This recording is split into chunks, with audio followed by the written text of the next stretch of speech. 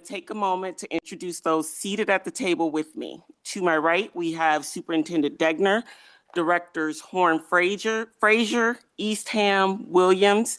I'm President Malone. To my left, we have Vice President Abraham, Directors Lingo, Finch, and Board Secretary Colvin. And with that, we will move to approval of tonight's agenda. Move approval of the agenda for tonight. Give Kim one moment to get there. Make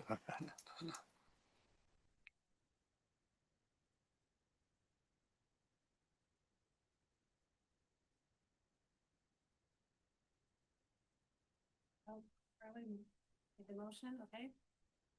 Yes. Yeah. Was there a second? Second. Right. Board Secretary Colvin, ready to vote? Online voting is open.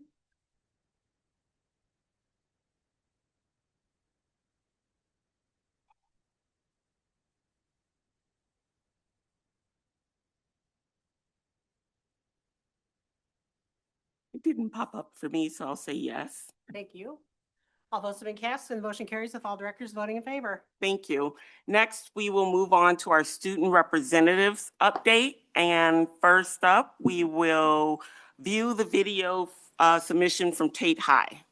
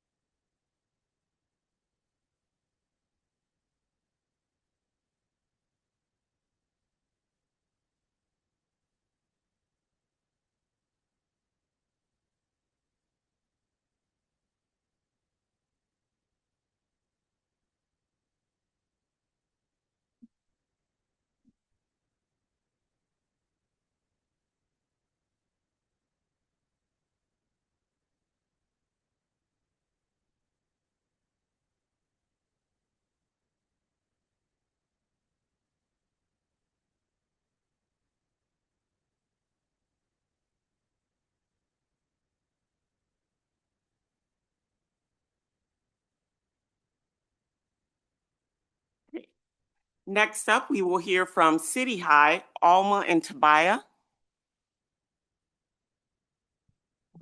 Hi, everyone. Things are going great at the school that leads. This is our busiest month for a lot of activities. One of those that we wanted to highlight in particular is show choir. So we have Miriam Hackman, a senior from our varsity show choir, here to tell you about that. City High show choir is going great. Charisma and Fourth Ave are in the middle of their competition season, and Fourth Ave has brought home many multiple grand champion awards, and we've won best combo and best crew too. This year we've been focused.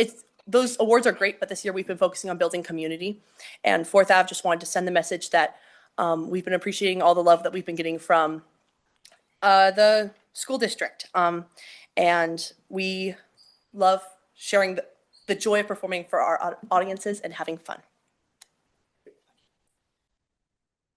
All right. I have the news from the other music programs. They'll be a lot less detailed because I'm not so musically inclined, but I do take song requests. So our beautiful auditorium, Opstad Auditorium, has been undergoing renovations this year. They are finished finally, and we are very grateful for that. No, they're not finished. Why? Yeah, we're grateful that We're happy to be getting the renovation, and we're happy for the opportunity to perform at Voxman. Yeah. So we'll let you know when we're happy. But something that is actually happening currently that we're happy about is that our orchestra had the opportunity to perform at Voxman, which is another theater, last week. And tomorrow at 7, our choir will be having a concert there as well. So be there. Our jazz ensemble was selected for Iowa Bandmasters Association, which is a top high school jazz band in the state. I'll share some news from our sports teams. Our girls wrestling team had the state competition this last weekend. Shauna Emanuel, a City High senior, placed 3rd. Our girls and boys basketball played Liberty on Friday and swept them in our doubleheader. I attended the girls team, and it was a really close and exciting game. And the boys swim qualified 2 relays to the state competition. We also had a record high of 12 athletes signing to colleges recently. And we have a new women's athletic leadership program, the Little Hawk Lead Hers. We've been learning leadership through self-reflection and guest speakers, and it's starting to become a really awesome community. Okay, I also have the news from the clubs. Our speech team was named Division One at state, so they are still dominating. Our debate team hosted the Iowa Cross River Classic a few weeks ago in person at City High, which was very excited because it's usually at West. It was a lot of fun. I got to judge the finals, so big responsibility there. Our BPA, that's the Business Professionals of America team, or club, I guess, has state this weekend. Our TSA teams, it's an engineering club that we have at City High. They competed last Friday. They had a good time and a successful competition. Quiz Bowl State is also coming up. A lot of state competitions in February, as it turns out. And in terms of Student Senate news, what Alma and I are doing, we are gearing up to have our winter carnival. That'll be Friday the 20th. We're very, very excited for it. And I think that is all we have to share. Thank you. Thank you. Next up, we will hear from West High, Waleed and Eddie. Hello guys, long time no see. So just starting off with sports pretty briefly, swimming won districts and track and soccer is starting up speed and agility. I'm sure Waleed here is pretty happy about that. But club-wise, Tobias was right. There's a lot going on, especially with state. We also had TSA and BPAs coming up soon, so that's pretty exciting. Other than that, debate state occurred. As you probably know, I hit Tobias here in the semifinals, and that was pretty fun. He knocked us out. Other than that, we had some finalists, Hana Gupta and Wad Dafala in public forum, as well as a finalist in Lincoln Douglas. And we ended up taking home the sweepstakes, getting first place by just 3 points. So everyone counted there. That was pretty awesome. We won it for the 6th year in a row, so that was pretty cool to just continue doing well at state there. Additionally, me and Waleed here, we set up a pep rally for the school student government. We noticed that a lot of people say they like pep assembly, so we wanted to add a couple more. It was part of our campaign, and this one was just for the fun of it, pep rally, and it was pretty successful if you ask us. We got some new materials that we can definitely use in the future. Additionally, Band Book Club and 1440 is currently hosting a book drive for children, and pretty interesting actually. 1440 is going to be giving their books to children in Mexico, so that's going to be pretty cool. I'm not sure how they're going to get it over there, but it'll be fun. And Gen Tech is a club focused on going to retirement homes and teaching them technology, and they've had multiple different workshops over multiple different retirement homes since last time we've seen you. And Spit finally had their performance, student-produced innovative theater. That's why me and Waleed actually weren't here last time we were acting. That was pretty awesome. And lastly, for clubs is Walk It Out, or the cultural fashion show. It has started back up at West High. Pretty excited for that. It is usually a huge club with hundreds of members, so glad to see that starting up again. So I was talking to Eddie about coming to the board of directors meeting every month or so, every other month or so, and it occurred to me how everything was. It's great that we have these meetings. Before I first and foremost, when I say that, but for me, I just voiced him how sometimes I feel very monotone to talk about how great all of our schools are doing when it comes to sports and clubs, because me personally, I love learning about these new things, but at the same time, I feel like that there are also a lot of things going on within the community with the school, and so what I'm going to be trying doing and getting Eddie to know is that every month we're going to try and bring something new on top of how great this district is when it comes to academics and clubs. For this one, I wanted to talk about. I'm sure most of you guys know. Thursday, February 5th, there was a district-wide protest that happened at the Pentecrest, and it wasn't just high school students. It was also people from University of Iowa coming back from their classes, seeing it. People like seniors coming around, and even kids from middle school, which frankly surprised me. And I did attend this, and it really, just seeing it was along the lines of people wanting to voice their concern, and they're just them not knowing whether the district had any rules regarding what would happen if ICE came to the school, which I know you guys do. I talked to the administrators about it, and we did discuss it during Black Student Union. But it made me realize that some students don't really care to look for things like this in the district website, which I'm assuming it's there. And it would be great if people just knew, students knew that there is an administration process when it comes to things like that, because I'm pretty sure that a really big dedication or a really big like responsibility is to make the students feel safe, and I think that's really good for everybody else.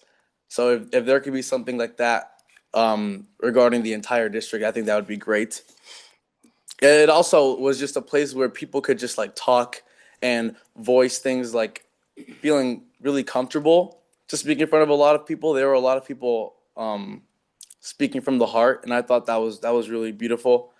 And it just made me realize how many people there are that I don't even know, and that have so many like things that have happened to their lives, and how diverse this district really is. Thank you. Yeah, thank you. Thank you. Of course, of course. And to close us out, we will have Liberty High, John and Mia.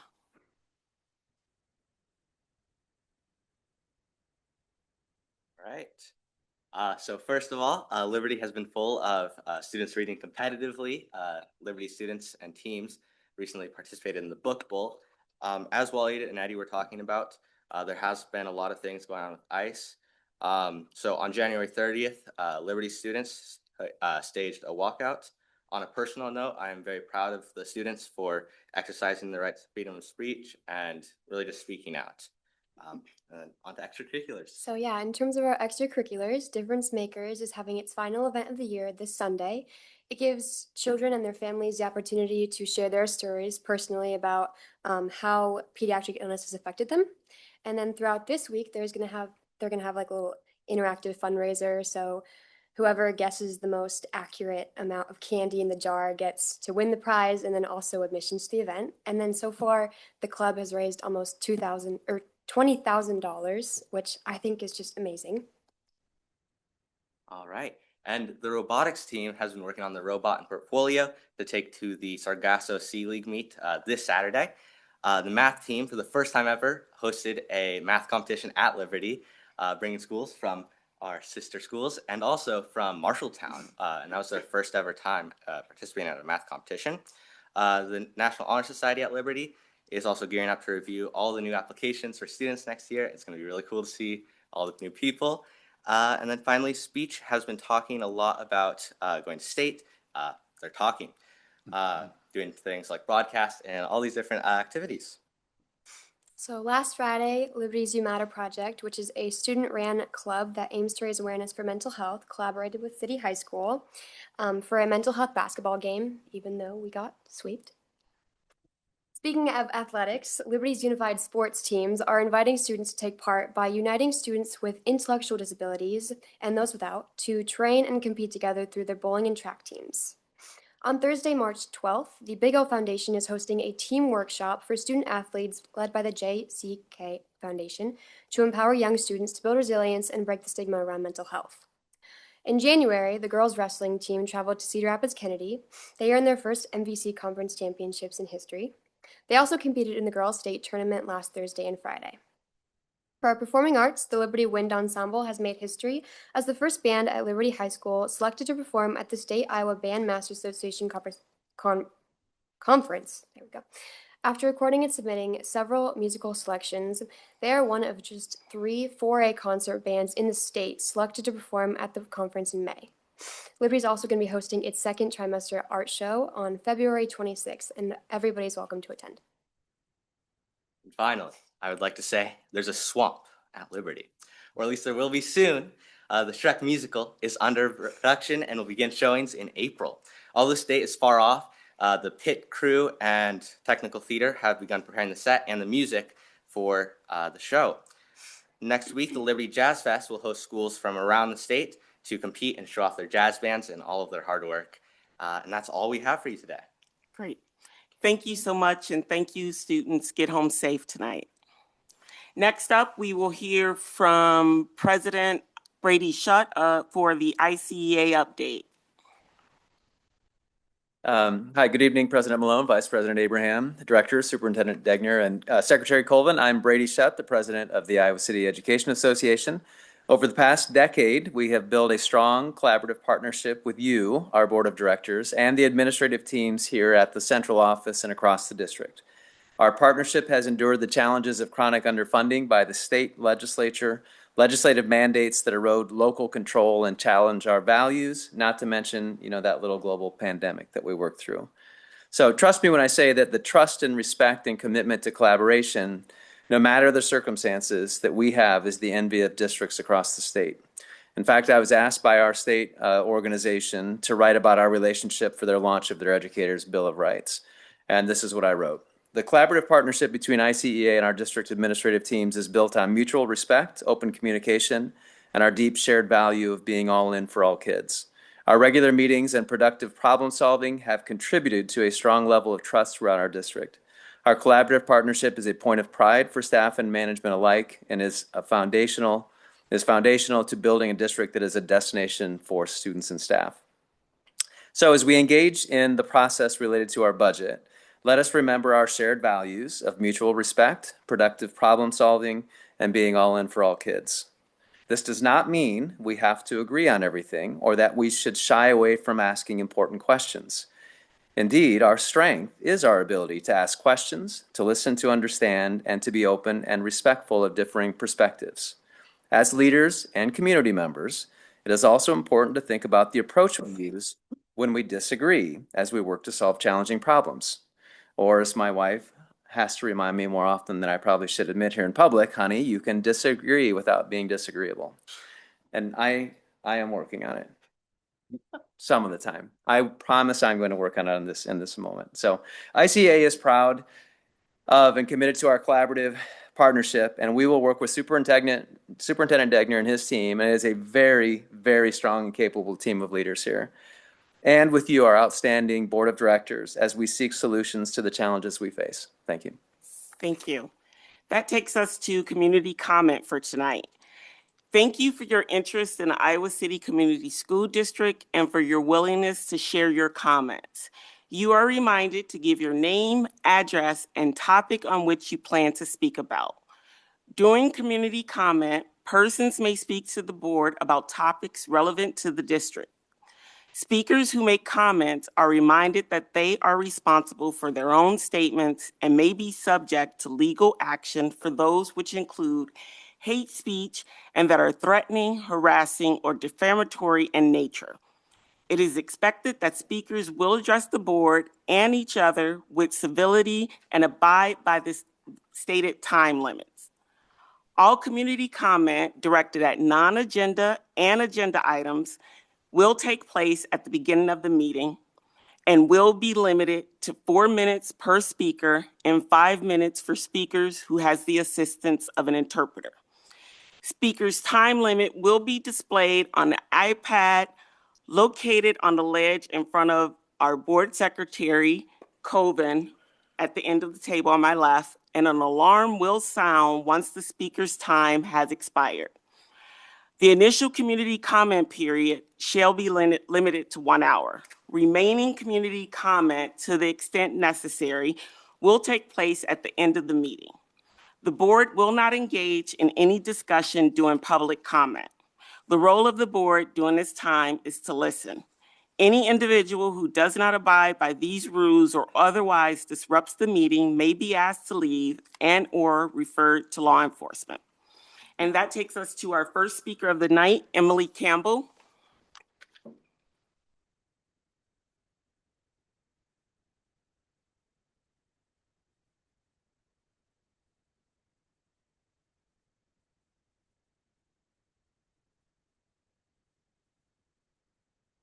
Good evening. My name is Emily Campbell.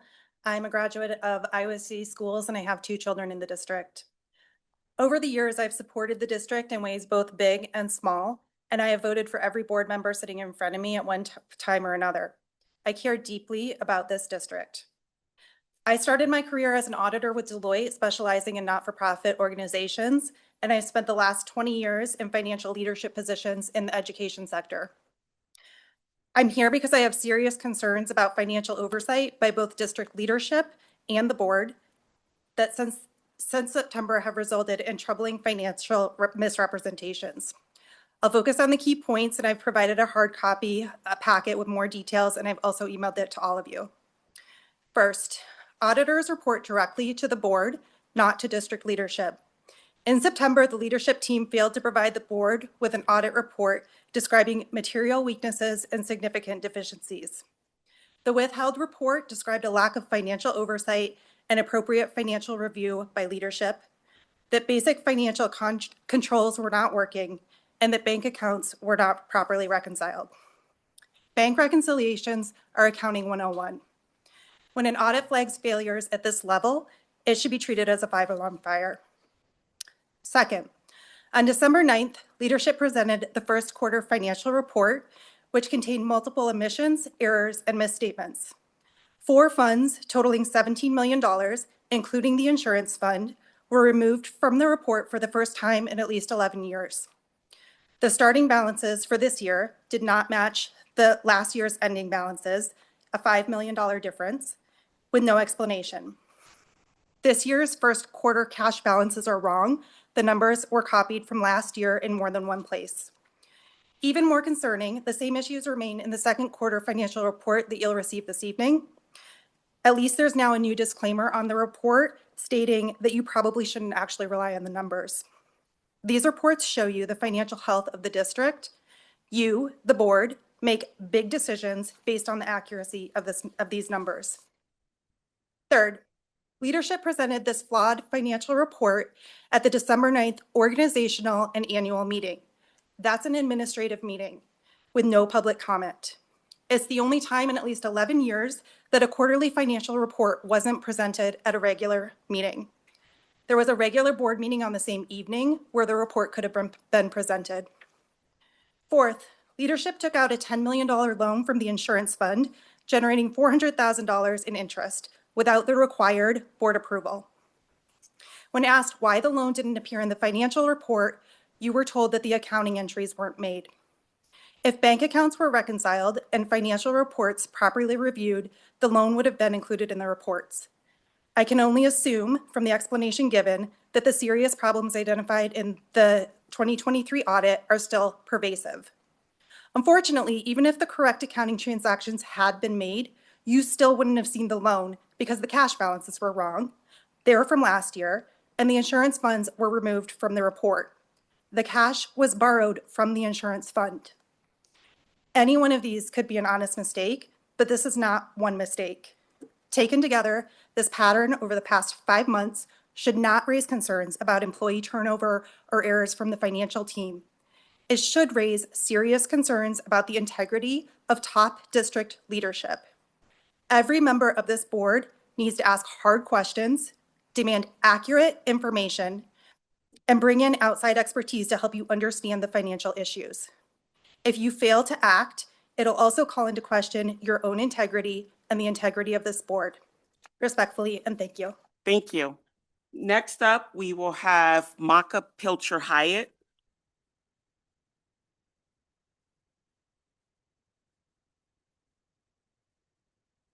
My name's Maka Pilcher-Hyatt. I live in Iowa City. I've supported the ICCSD for over a decade, including as a board member.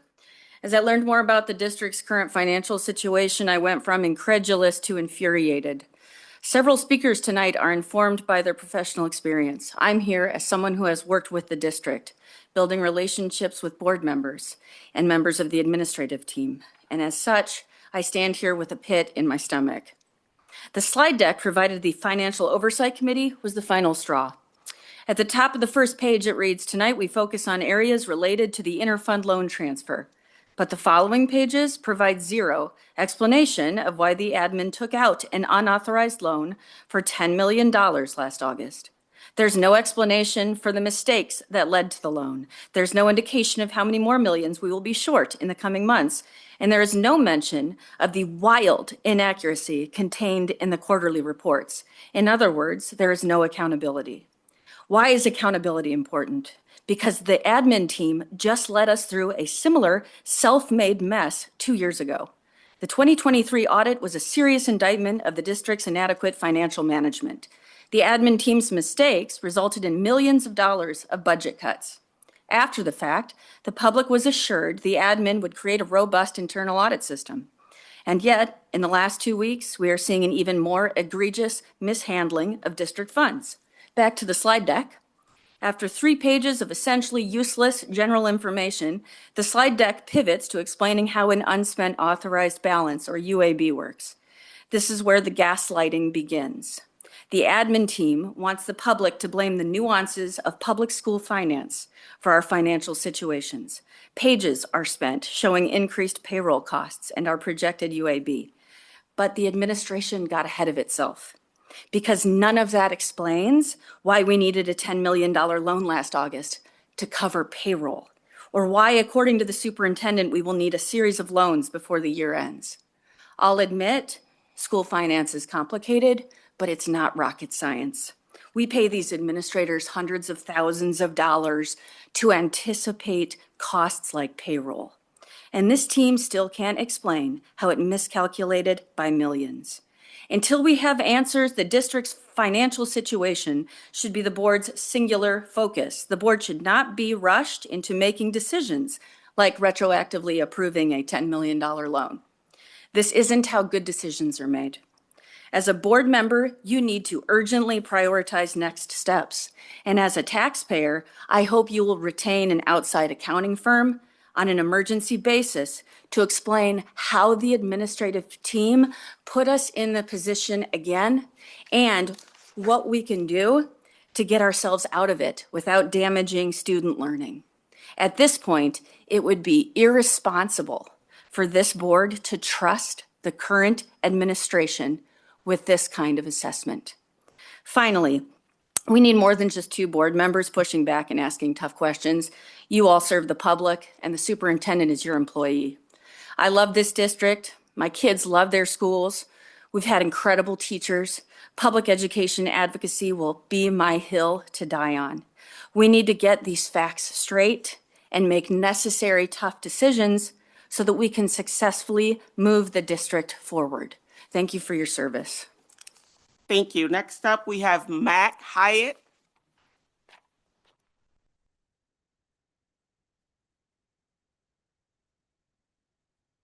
Thank you. My name is Matt Hayek. I am a graduate of the district, a district parent, an attorney, and a former mayor. I speak as a volunteer who, like you, has served in local office. I know it is hard, but the district has for a while now had a financial management problem. We know that in 2023, it faced millions in cuts caused in part by budget errors and bad forecasting.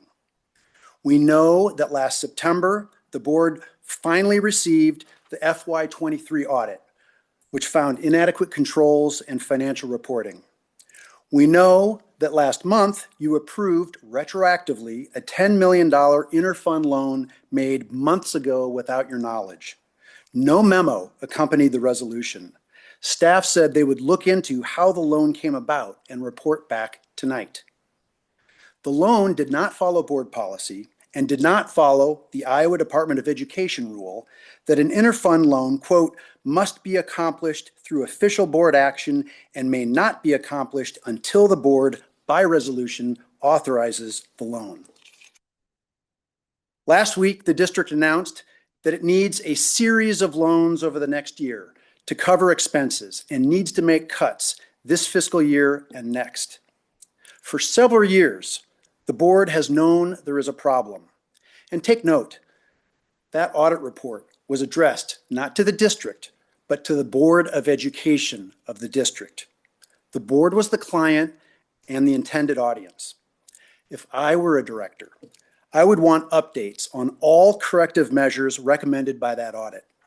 I would want the FY24 audit, which normally would have been submitted a year ago. The FY25 audit is due next month. I would worry about the district's bond rating. Moody's downgraded it in 2021. If there is further deterioration, what does that do to the cost of borrowing? And now we hear concern about current budgeting and current financial management, financial statements with mistakes and omissions. How is that tolerated? Why is a majority of the board, including its leadership, not asking hard questions? I worry that the district lacks the internal expertise and does not use external expertise needed to fix this. The board has a fiduciary duty to ensure legal compliance, provide financial oversight, and maintain an administrative team that can manage all aspects of the district. There are consequences if you don't. The city of Iowa City has maybe half the number of employees of ICCSD. And during my time on council, we worked closely with legal and financial teams that protected us. We made informed decisions based on written memos that explained the issues, the options, and the considerations, and that gave clear staff recommendations. You are not expected to know how to run a school district. You are expected to have an administration that can. This is a serious situation, and you need help. The board should have an attorney working directly with all 7 of you. The board should have accounting professionals working directly with all 7 of you. Your risk will only grow. Until the financials are accurate, you cannot plan for the future. And each week that passes is lost time. Let me close with this. The community members speaking here tonight love this district, and they are here to protect it. And I hope you will protect it too. Thank you. Thank you. Next up, we have Angela Pillington.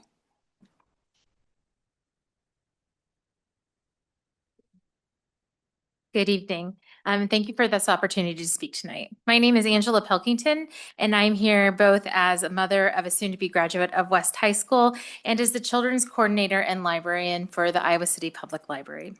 I'm here to address Iowa House File 2324, a proposed legislation that would prohibit Iowa school districts from partnering with public libraries by not allowing school-issued IDs to function as library cards and preventing mobile libraries on school property to effectively limit our outreach services such as library-led story times and checkouts.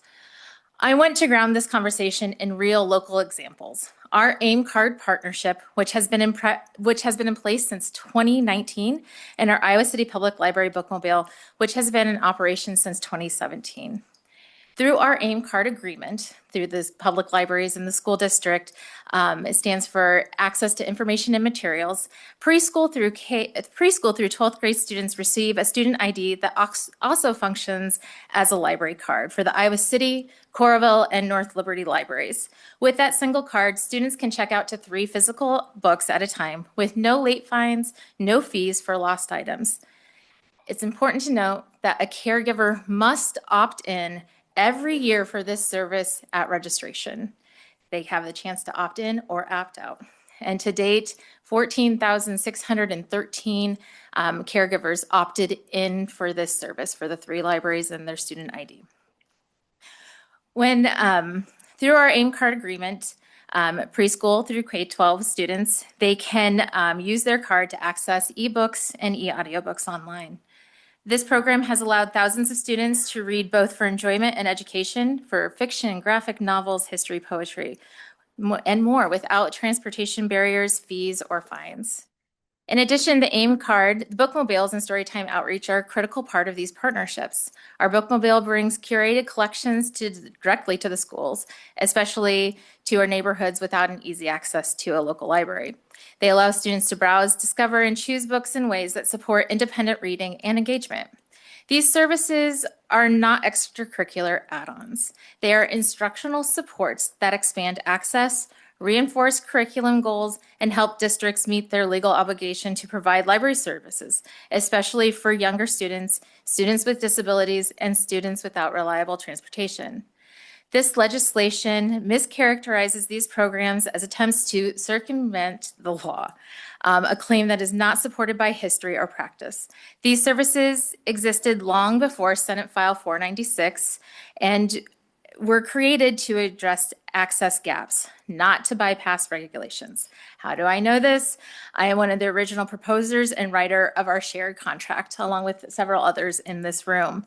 It went through countless library staff, school board, city councils, library boards, and city attorneys for the school district, for the school and for the city, through our attorneys. It was 18 months of extensive review before we were able to launch this card. We ensured that these programs were legally sound and responsibly structured. This bill also conflicts with Iowa law, which requires every district to provide K-12 library services either internally or through cooperative agreements.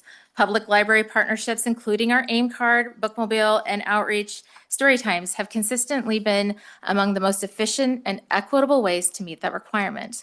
Eliminating these partnerships would disproportionately harm our low-income families, students with disabilities, and again, students without transportation. These services are access equalization tools, not Thank substitute. you. Thank you guys so much for your time tonight.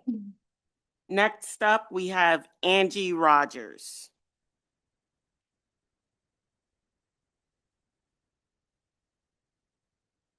Good evening. My name is Angie Rogers and I live in Coralville. Both my husband and I are graduates of West High and are our 3 children. After graduate school, we left Iowa City and made our home in Milwaukee for 5 years, Shanghai for 8 years, and Kuala Lumpur for 2 years. My husband and I chose to return to the Iowa City area to raise our children, and one of the reasons we chose to come back to Iowa City was because of the Iowa City Community School District. I know how special this school district is, and I'm very concerned about the financial health of the district in light of the recent news this past month. I am here tonight to speak as a community stakeholder regarding the $10 million transfer from the district's health insurance fund to the general fund. I want to begin by expressing serious concern about the level of scrutiny this issue has received. Out of 7 board members, only Director Finch and Director Lingo asked substantive questions. That should concern every single person in this room. A $10 million transfer demands careful, transparent, and rigorous examination by the entire board. It is also important for the public to understand the timeline. The loan occurred in August 2025, yet the board was asked to retroactively approve it in January 2026 based on advice from legal counsel. Retroactive approval of a financial decision of this magnitude is not a minor procedural matter. It undermines the board's core responsibility to provide oversight before, not after, district funds are moved. Compounding the concern of a lack of board oversight was a resolution presented to the board by administration. The resolution contained no detail explaining why the transfer was done or what specific expenses would be paid with this money. Approving a $10 million transfer without a clear purpose, supporting documentation, or transparent explanation is not responsible governance. Finally, a message Superintendent Degner prepared for the staff on February 4th. He characterized the transfer of funds as a timing issue. Respectfully, the facts do not support that explanation. If this truly were a timing issue, the loan would have already been repaid and the district would not be responsible for a $394,000 interest payment. Interest costs represent real dollars that could otherwise be used in our classrooms. In that same message to staff, Superintendent Degner stated that a series of loans will be presented to the board over the next 12 months to help the district stabilize its cash position. One loan seems to be scheduled for March. Do any of you have any details about this loan or the others? The district claims it wants to move away from its past and most current practice regarding UAB management. Well, that sounds like a fantastic idea. Why on earth would you not reduce spending if your revenues are not what you had previously expected and budgeted for?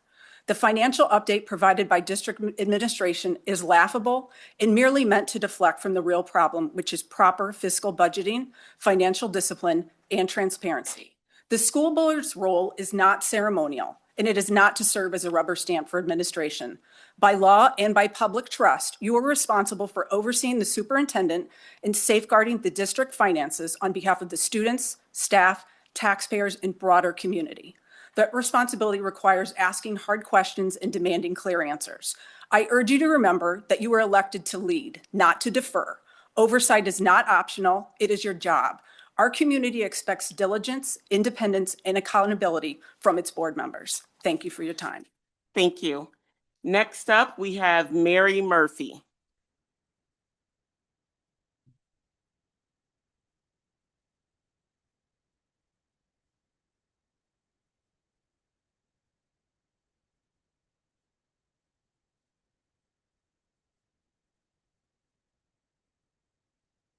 Good evening. My name is Mary Murphy. My children graduated from City High. And like many families, I want to see the school district be successful and offer the same opportunities my children had to other children in the district. I am increasingly concerned about the district's financial management. The district has more elementary capacity than students, and its financial condition appears increasingly unstable. In that context, I respectfully ask the board to exercise stronger, more direct oversight of district finances, starting with 2 concrete steps. First, I urge you to establish direct lines of communication between the board and the district's external auditors, independent of district administration. Second, I ask you to engage an independent financial expert who reports directly to the board, at least for the immediate future, as you will need accurate financial information to make difficult financial decisions. A school board cannot function as a policy-only board when persistent financial problems exist. Iowa Code Section 274.3 requires the board to operate, control, and supervise the district and grant you broad and implied authority to do so. Recent actions raise serious concerns. The resolution should never have happened after the loan. The loan itself is troublesome because it comes from the health insurance fund, which is part of the internal service fund. And there is an Iowa declaratory order requiring the resolution to take place before the loan. Following the law should be a minimum requirement, and exercising good common sense should also be a minimum requirement. $10 million is a material transaction. This loan also appears to reflect deeper process failures and does not look like a temporary timing issue. These concerns are part of a broader pattern: delayed audits, delayed access to the, excuse me, I'm cold, the full 23 audit until management was directed to provide it, red flags and internal control weaknesses identified in the 23 audit, a change in auditors itself should be a red flag, errors and missing information in recent financial reports, the disappearance of monthly credit card reports from board agendas, questions about the qualifications of the immediate past CFO who did not appear to be qualified by education or experience, a reported negative unspent authorized budget in 2023 of about $2.5 million, and a federal tax lien placed on all district property in late 2024 that was not released until early 2025. Looking ahead, with flat or declining enrollment and limited allowable growth, you're going to face difficult decisions. These are board responsibilities. I strongly urge you not to rubber stamp proposals from district leadership or make major financial decisions without complete and accurate financial information. Budget reductions should not be an emergency requiring rushed action. The certified budget allows flexibility within control lines, and there is time to do this right. Before any school closures are considered, if that is indeed on the horizon, I ask the board to require and publicly share clear information on building capacity, building enrollment, including preschool enrollment, how the RAM model actually functions and whether it works, and a defensible financial analysis of revenues and expenses by school. Going forward, when you are presented with a facilities expense, I also ask that you require the administration to produce its impact on the general fund. Thank you. Thank you. That concludes our community comment. Before we went to review of the bills, Superintendent Degner. Yeah, I just wanted to first acknowledge everybody that came to speak tonight and say thank you and for expressing your concern. I know that's not easy to come and express that at a public meeting. But I wanted to take responsibility for how that interfund loan was handled. We did not follow the appropriate board procedures. and I take responsibility for that shortcoming. Furthermore, I wanted to say as we've unpacked our budget, it's evident that it simply was not a timing issue and that we have a structural issue on the cash flow side, as well as a concern on the authority side of our budget. Tonight in our Financial Oversight Committee meeting, we discussed these two issues. Many, I'm sure, are asking, why is this an issue now and how did it happen? The honest and transparent answer we tried to provide tonight is that our expenditures went beyond where we forecasted the budget. I appreciated the follow-up question about trying to understand, again, why those expenditures were so far off and the need for follow-up analysis of that. We know that future loans will be necessary to deal with our cash flow concern so that we can meet our ongoing obligations. We also know that reductions to our budget will be needed so that we can right-size our revenues right-size our revenues and expenditures long-term, as this is not just a one-year issue. It's my responsibility as superintendent to ensure that we make investments in our students while also being fiscally sound in how we do so. I'm sorry for the anxiety, concerns, and disruptions this has created. It's not the position we anticipated being in this budget planning cycle. We're working hard to chart a path forward, and we do have many improvement steps that we are taking so that the long-term financial health of the district is strong. To that end, I would share that we've posted for a CFO that is a CPA and has experience in school finance. We've posted for and offered a position to an assistant controller to help keep our lagging audits moving forward. We're working to engage with the PFM consulting firm to review our current business office practices, identify corrections that need to be made, and assist in budget planning strategies moving forward. We've also been working in collaboration with the Department of Education, the School Budget Review Committee, the Iowa School of Finance Information Services, school business officials from across the state, and our legal counsel to offer expertise to our ongoing work. I'd like to thank our team, especially Chief Operating Officer Kurt Pratt and Director of Financial Reporting Alan Moran, as they've worked over the past several weeks to diagnose our concerns and create a plan to move forward. I do want to mention I took some notes as you all spoke this evening, and we will work to do our best to follow up on some of those in our upcoming meetings moving forward. Thank you. With that, did directors have any questions, comments related to the bills that were reviewed this cycle?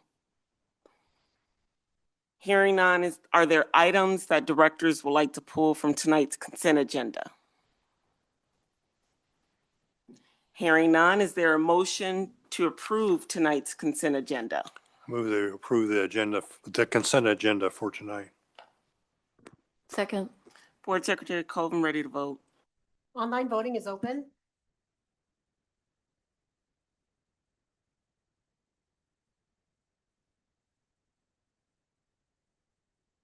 Still not popping up for me, so yes. Thank you.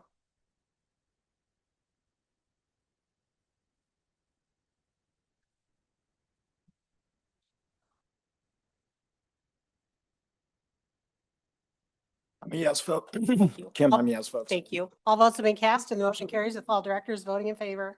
Thank you. That takes us to committee reports, and it's the Financial Oversight Committee. Director Lingo. Starting off, there's a lot to go over here because there's a lot in the meeting. If you want to follow along at home, please, and this is where you're tuning in, you can find the slide deck in the Finance Committee to review at home. Much of the focus has to deal with the interfund loan transfer that was retroactively approved from August 22nd, $10 million and what has been discovered since then. First, cash flow was one of the issues cited. Local property taxes are big. One or two big payments come in October and April, and roughly bringing about $90 million. Then state aid payments come throughout the year, $10 million a month. So if you if your expenses exceed that kind of cash flow, then you are going to run into problems. And one thing that is important in all this is Special Education Authority is 1 year lag in areas, and some of the other areas. What are the other ones? Special Education, ELL? Yeah. Okay. So if you add on people in those content areas, you don't get that payment until a fiscal year later. Then we went over the unspent balance, and this is kind of like how much you have to spend. Think of it like a credit card. The state tells you this is how much you have to spend in a year, and then you have at it and use your projections the best that you can. The board has had a policy that I believe came right before I either got on the board or right after I got on the board, to keep it between 5 and 10%. I have not seen it that high in my time, but the slideshow that we have shows that Council Bluffs and ourselves, we are definitely not meeting the 5% threshold minimum. And then within the slideshow we discussed that there will be a need for a $3 million to $5 million loan in the short term and a larger loan to help with long-term cash flow for the next year. And if I'm misstating anything, please let me know. The UAB, another thing about it is that the UAB is formula based. And the good example that they use on how UAB works is you get you get a $10 million budget, you use 9 million of it, you get that 1 million left over to roll over into next year. The more you build it, the better your financial health overall, because it creates that buffer. So if you have a sudden decline in enrollment, or if the state over and over, year after year, does not give you state supplemental aid that meets inflation, that provides the cushion for school districts. Then we went into kind of the citing of issues that have created this situation. Payroll costs. Payroll costs are up much higher than SSA. Overall, it's to the tune of 9%. SSA plus or enrollment growth last year was 3.1%. The costs among all units are up significantly, as much as 21.7%, and I believe that was on salaries alone. Largely comes from additional FTE and negotiated wages. Salary and benefits to the district are 86%, which is not considered good by Iowa School Board Association standards. We are told to be around 80% of our budget should be going to salary and benefits. Projected UAB for FY27 is 3.2 million, if I remember the slide correctly, which puts the budget at or is that FY26? Is 27 or 26? 26, sorry. 3.2 million, which cuts the district. The district is down to about 1.42% unspent balance. We also heard that the loan is will be paid off by June 30th, the one from August. And then after that, we had a little thing on the audit, the current for fiscal year 24. That will start in March and April. We'll start in March and April. They'll have people in there. We're now considered a high-risk client. There were issues. There's still issues in correcting past entries. Smaller items in the deficiencies that they told us that we need to correct in the FY23 audit 5 months ago. The smaller deficiencies have been resolved. Some of the larger deficiencies haven't been done yet. In March 2027 is when they plan to have the fiscal year 26 audit completed. So that's kind of anything that I missed. I would add, I asked about this at the committee meeting, the corrective action plan, the larger deficiencies are to be corrected by March of 27 as well. Okay. Correct. Okay. So, I mean, hearing from the speakers and just thinking about this over the past 2 weeks for me, it's been rough, especially when I think of where my kids are at. Yeah, I'll be selfish about it, I'll put it that way. And I got a 2-year-old, a 4-year-old, and a 6-year-old. My connection to Iowa City, my first real connection to Iowa City is kind of weird. I'd be transparent and honest. My first morning ever seeing City High was the morning after a bachelor party in 2012 of a Longfellow graduate who's now a Hoover parent. I was living in Omaha, came over with some friends from Des Moines. Unsurprisingly, I woke up not feeling the best, but it was also to a phone call letting me know that my grandmother had died. It was April 1st, 2012, Valentine's Day. She, very important woman, long-term librarian. Whenever I visit a school, the librarians are who I always go to first. It's kind of my way of honoring my grandma, but she always had feelings about her school board in Sioux City. So it always made me reflect, or it still makes me reflect on it. But my friend that I was with, they're odd 26-year-olds back in those days, said, you have to see this high school. and it's belfry. I'm like, what is a belfry? It's 8 in the morning. Why would I go see the belfry? And they took me to the City High campus, and it was beautiful. And it's weird to think about that because every morning I go out in my kitchen, and that is what I see out my backyard is that belfry. Like many people here, I have no connection to the school district. Myself personally, my wife does. But, our previous part of how we choose what we do with our children is the buy-in to public schools, which is generationally.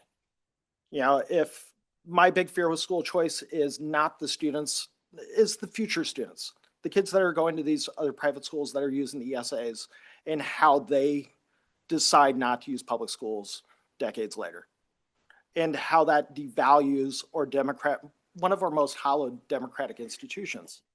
And, I remember my first City High graduation as board member, Jane here said, it's the most beautiful event. And that's come from West High mom and big, huge Mitch Gross fan. But I was placed with Director Kirschling. Now, for those that know Director Kirschling, he talks a lot, and he had to tell me about every family that crossed that stage and who they were connected to, how many generations they were as a graduate, and the love for that school and the generational bond that it brought. And at one point, I leaned over Brian and selfishly said, I just need this to last another 18 years for my children to have this too. And looking and hearing at these financial documents like this one right here and hearing from some of the people, I realized that, and looking at my legal responsibility as a board member, and most importantly as a father, I don't believe I've been doing well enough in asking enough questions and asking the hard questions and doing my work when it looks at the financial future and the big financial picture. Born in this community, now living in it, I know that this community gives to its public schools. It gives through its SAVE, it gives through its maximum PEPAL, it gives through the maximal instructional levy. It gives through the people coming back through the performing arts and sports events well after their children have graduated and their grandchildren are graduated. They still give. And it's through our children that I watch my wife, the mother of my children, crawl through glass every day, especially on Tuesday nights when I come to these meetings, in order to help ensure that public education remains a strong, viable future for our children. And I hate discussions and questions that have to happen like this. It doesn't make me feel good, and it's not fun. But some of these questions and thoughts need to be asked. And one of the big ones that's outstanding here is I'm looking at this. We've heard about budget cuts. The teachers have heard it. We've had a list of meetings. We've asked to hear the video, and it's not even on our slide deck. So my main question here is, what are the budget cuts looking like? Do we have an idea yet? Because I look at the meeting, it shows the 23rd and then the 10th, and nobody knows. So that's my first question tonight. Yeah, we didn't get into a stated number last evening. Part of what we had talked about with the cash flow and the lending strategies for next week and doing a follow-up with you guys at that meeting. Some of those are determinant of what we would do for borrowing, some possibly not. I would say we are looking for the budget reductions in the area of $5 to $6 million for a budget reduction. I had said on the video to staff last week, it's not as large as some of the other districts we've seen, but we know it's more than a minimal reduction. But I think if we had to ballpark something to you right now in advance of next week, that's I think that would be a fair number to start from. Would it be over 1 year or 2 years? That would be for the next fiscal year. And anything over the next year after that? Yeah, I think that Director Lingo goes to where we ended the presentation, knowing that if we're really going to be serious about climbing that UAB, we are going to have to look at a multi-year approach to do that. So that would be the need for next year, but I think we'd want to talk to you about a strategy moving forward. Knowing that budget predictions are largely based upon having good quality data in the first place to make those predictions, how confident are we in what we have for our data to make those predictions with? Yeah, Kurt, do you want to talk about the most reliable sources of data as we've continued to look at it? Sure. So currently our most reliable sources of data, obviously our payroll data showing us what we're paying out in our bank statements, obviously showing our cash totals and our investments and all that. Moving forward in terms of what our revenues look like, starting in March and then finishing up in April, we'll be working with the board through our levy adoption process. And through that, with the evaluations put on by the county, we'll have a better understanding of what our line item revenues will be heading into fiscal year 27. That's my questions for now. Directors? Sure. So, I asked about the audit, the corrective action plan for the FY23 audit, and as well as the FY24 and FY25 audits, which are delayed because of that 18-month delay in the FY23 audit. And we got some information about that. Director Lingo already shared that. As I look at all of the information that we've been given over the past week or two and that has been presented at community comment tonight, it's very concerning to me that those, obviously those deficiencies have not yet been corrected. The board relies on correct financial reporting. It's an expectation of the administration. And so I do have some questions about some of our practices, and also this idea of getting an outside accounting firm. I know that Superintendent Degner has mentioned that we're looking into some outside help. Is the intention that that will be an accounting firm that will report directly to the board, or can you give me more details on what that help is going to look like? Yeah, I don't think we have all of those details yet, Director Finch. We've done a couple initial calls with them and looking at the scope of services, some of their services around budget planning, some are around business office practices. That's certainly something, we'd be happy to have their team come and talk to you all about if you think that would be helpful to understand what their level of work would be. I think our priority would be on business office practices. To make sure, to your point, that we're getting accurate data and accurate outcomes out of that office and committed to those corrective actions that were identified. We know that we're going to have to continue the conversations around budget planning and forecasting as well. But those other pieces you talk about are critical as well. So whether that's, direct report back to you guys, through information or what that looks like, I think we could definitely set up that opportunity for you guys to talk to them. Yeah, I think there's a real need for us to be able to trust the numbers that are being presented to us, given everything that we've learned tonight in the last 2 weeks. Additional questions or comments? Thank you, President Malone, and thank you, Directors Lingo and Finch, for your very frank and helpful observations, as well as Superintendent Degner. I would, I guess I say overall that I see this as being an important financial set of problems that we are asked to deal with. And I also would say that I'm very confident that we as a board and as an administrative team and as a community overall will be able to deal with them. I don't see anything, I haven't seen any data at all that suggests that our financial situation is perilous. It is certainly problematic, and it is primarily as a result of the legislature's decision-making process. It is difficult. We also have a very complex, as every district in this state has, a very complex financial management set of problems that our staff has to deal with. And I was thinking the other day, we have a great educational staff.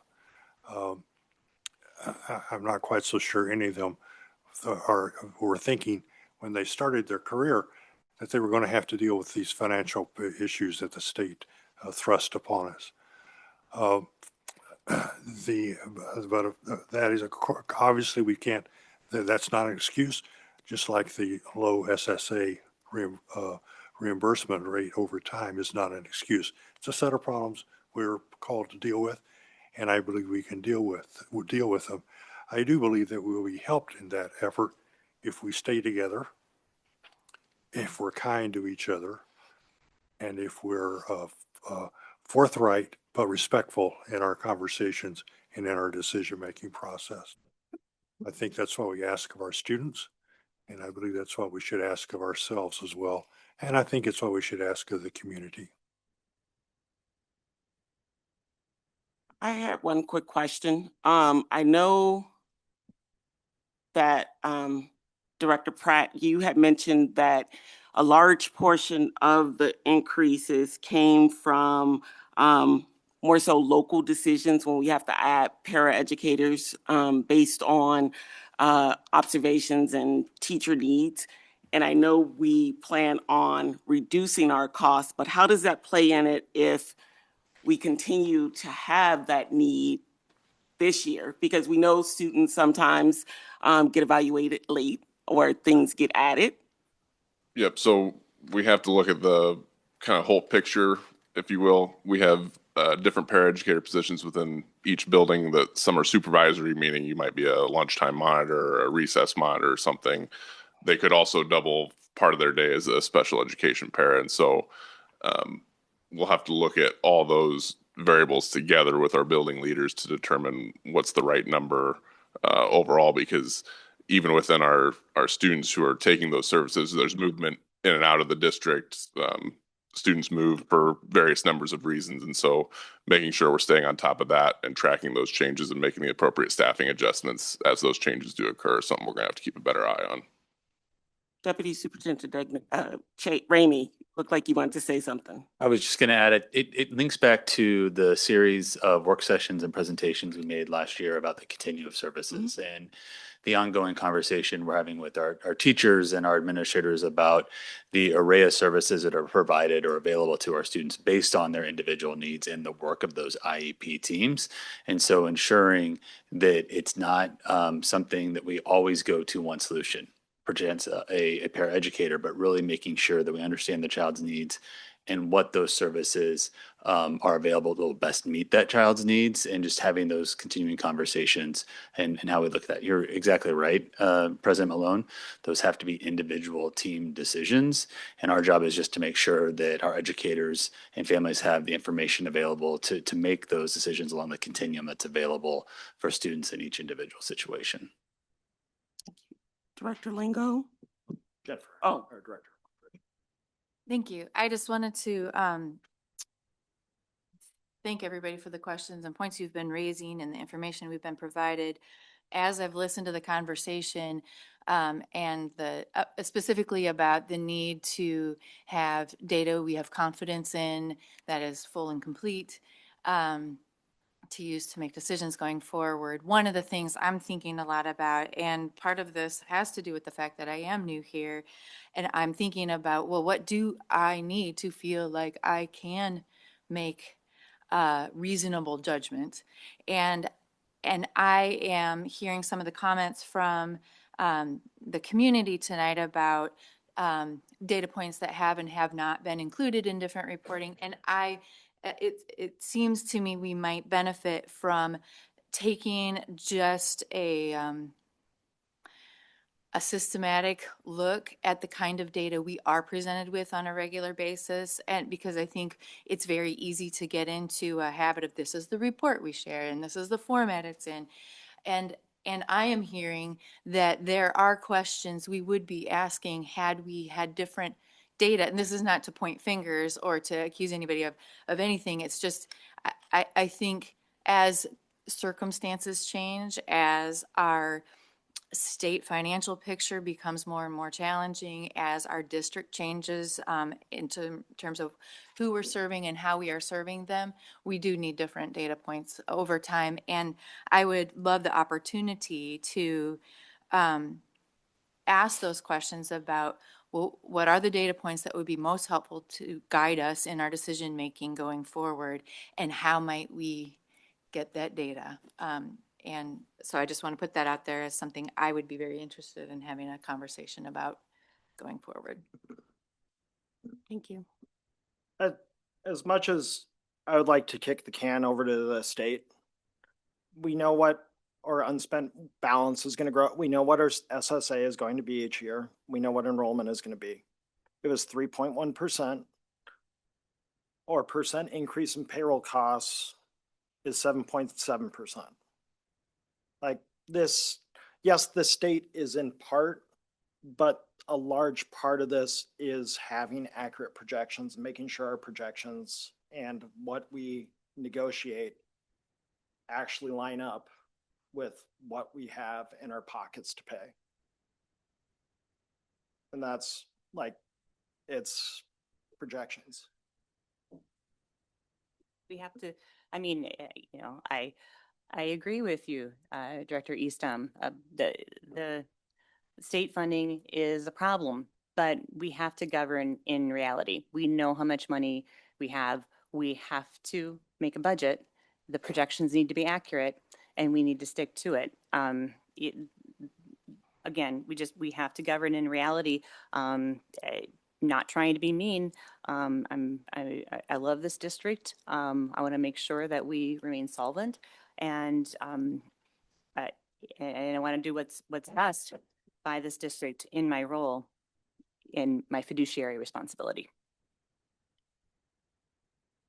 I'm a little worried that we're a little far afield of the agenda topic of financial oversight committees, but I think that ship has sailed. So I'm going to go ahead, even though I'm not sure it's pertinent. But I think what Director Horn-Fraser, what you said, I think really resonates with me. And that's what I would message to the admin team. I know at the work session, Alan said that the audits are like high priority and we're going to try to catch up 4 years of audits in 18 months, which is 3 years of audits in 18 months, which is a big undertaking. I don't want to diminish the impossibility that that task may present, but I just think for me, it's like the highest priority, because if we can't rely on the numbers, then we can't make informed decisions about what actually has to be cut and what our budget situation looks like. And so I guess that's the takeaway.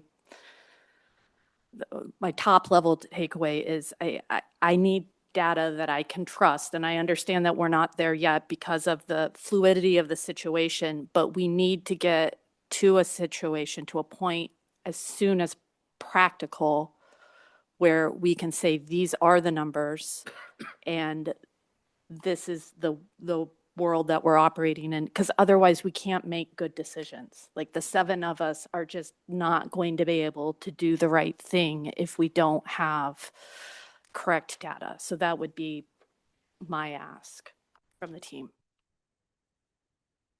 I agree. And I think just the fact of all the red flags that have been pointed out, I mean, I just think we really need to focus on getting data we feel is accurate and that we feel like we can trust. So I would agree. I think that's a very important part of what we need to do. Anything else? Well, in that regard, having data we can trust, I haven't heard any report from the staff about actual cost that seemed to have been in error. I think the actual cost data is accurate. The financial treatment of that data is something that we probably need to work on some more. Okay, Kurt. Okay, thank you. Director Eastham, I wasn't following exactly what your question was there. I apologize.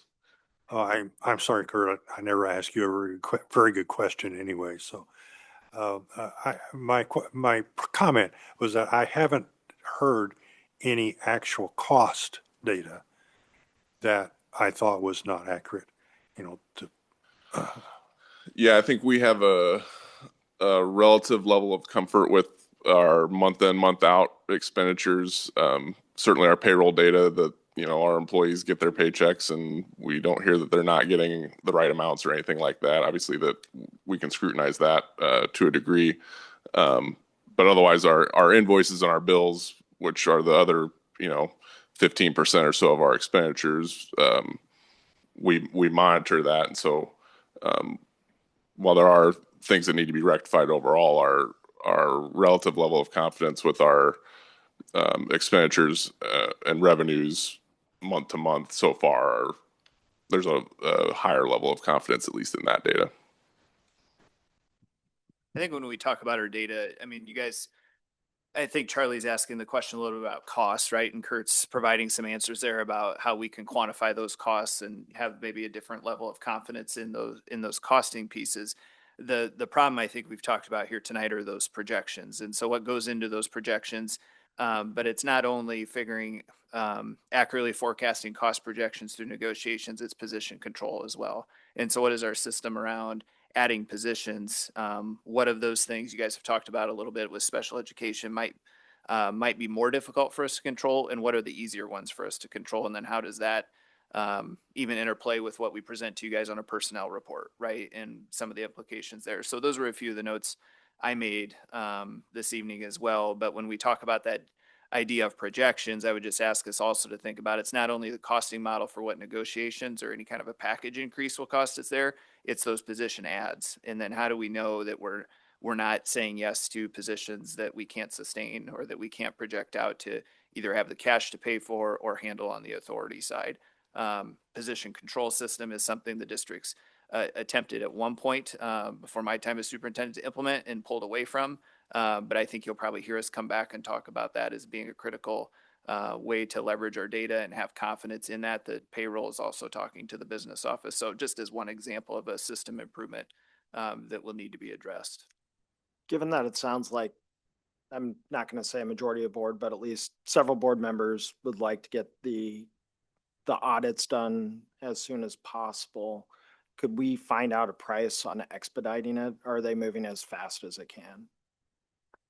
Yeah, Alan, I don't know if you want to address that. I don't know how it works, so you. The real challenge is actually just going to be the accountant shortage. All right, so that was one of the roadblocks we kept running into with our previous auditors, was just getting stuff scheduled. So I don't know with other clients that they have to service that there would really be an option to expedite it. Now, potentially, there would be some options during the scheduled field work to provide additional staffing, but the cost for that will be significant.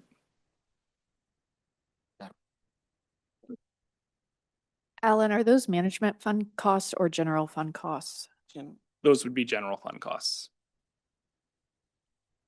All right. That concludes Financial Oversight Committee, and Director Williams it all related to financial oversight. I just want to throw that in there. It did. So next up, we will go to policy review, and again, Director Lingo. Good times. I don't know if I know we had a meeting January 27th, but not another one since. Not another one. So this comes, the policies, the first was the 500 series. Trying to remember a few of these. There was some stuff on chronic absenteeism, allowing for college visits. We worked on our discipline threats of violence to align the infractions with the state and remove some legal citations. School personal device policy. So the cell phones and now smart glasses and all that kind of stuff. The policy is under review, possibly consolidate, and discussions both elementary and secondary in there.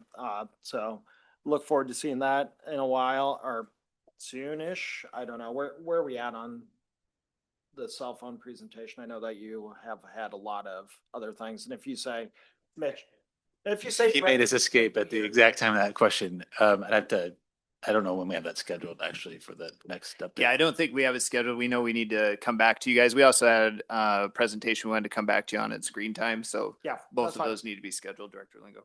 Got it. I know there's a lot of other things going on. Some things on custody and parental rights, student dress code, language to ensure equitable and non-discriminatory enforcement, and then wellness regulation. There's some student wellness regulation changes. And then the policy primer was just like changing a symbol, I think, or a number. So it really wasn't a significant change in the policy primer of oath of office. All right. Anything else from any other committee members that you remember that I may have missed? No. All right. Thank you. That takes us to our presentations for tonight. And first up, we have the class size and enrollment report.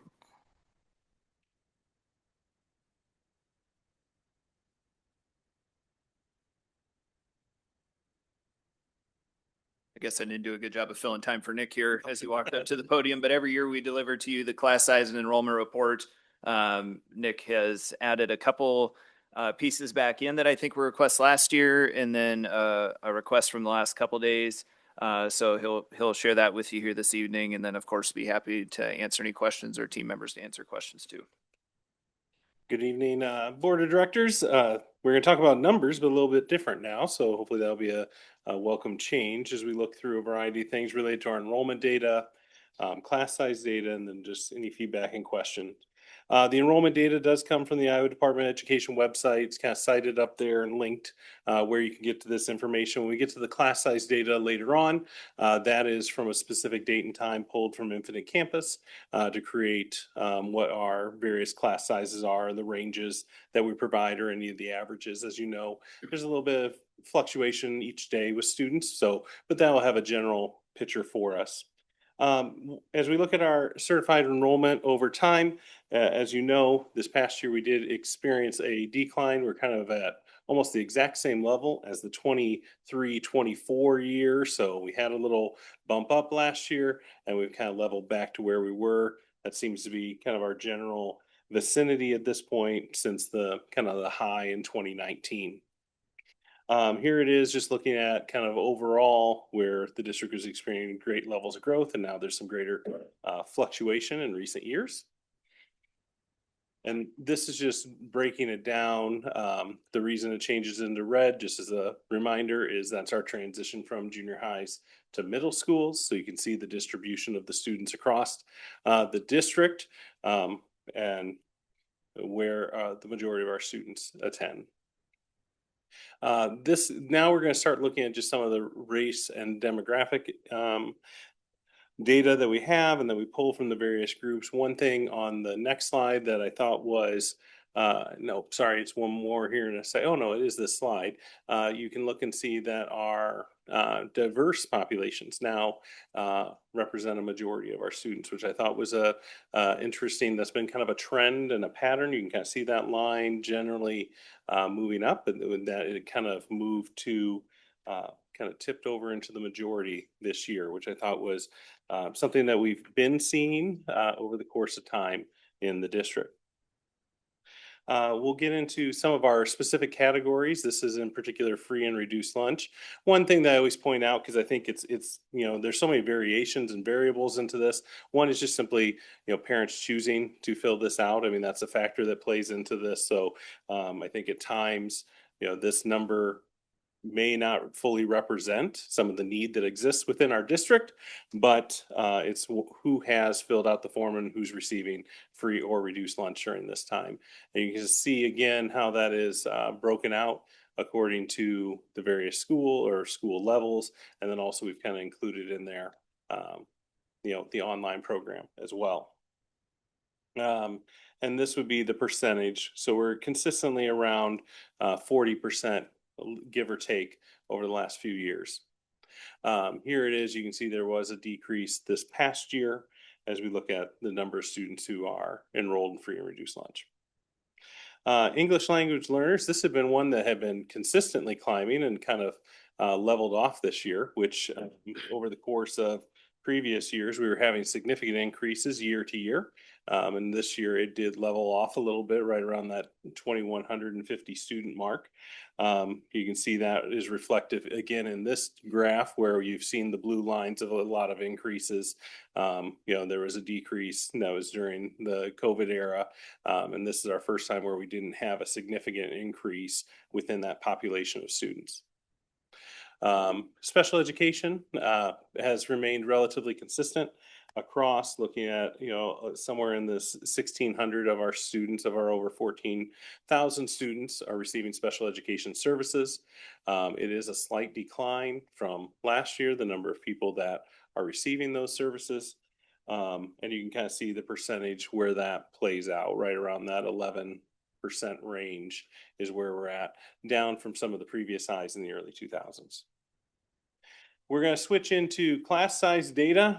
As we look at these charts, the up and down, our vertical bars will be the number of sections, the number of students will be across the bottom, and then I've tried to highlight the ranges where the majority of the class sizes have existed within our various buildings. And I think that tells a little bit if you know anything about secondary scheduling, there's some uniqueness because we are navigating off student choice in a lot of cases.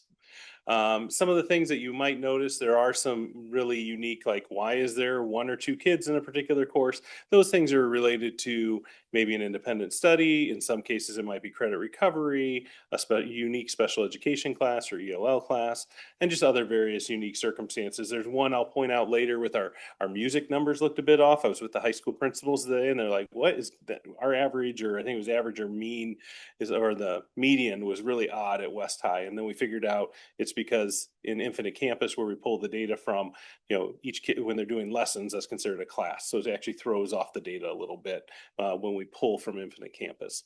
High class sizes are primarily in some of those performance music classes, just because of how they're listed. Our bands are large, for example. And then the below is what I mentioned already. That's kind of just to give you the range where we see that the cluster of class sizes within a building.